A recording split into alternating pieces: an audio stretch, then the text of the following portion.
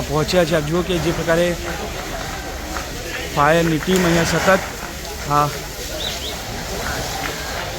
આખું જિમ્નેશિયમ હાલ આગની ઝપેટમાં આવી ગયો બનવા પામ્યો છે।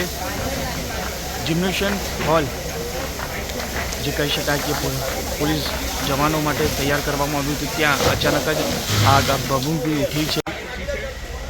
જો કે ધુમાડાના ગોટે ગોટા પણ અહીંયા જોવા મળી રહ્યા છે।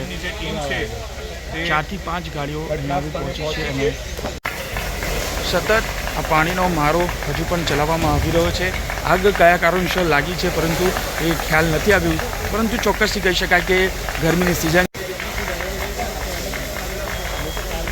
જો કે હાલ પોલીસના ઉચ્ચ અધિકારીઓ પણ અહીંયા પહોંચ્યા છે અને આગ પર કાબૂ મેળવવાના પ્રયત્નો કરવામાં બોલાવવાના જે પ્રયત્નો છે વડોદરા ફાયર વિભાગ દ્વારા કરવામાં આવી રહ્યા છે। જે પ્રકારે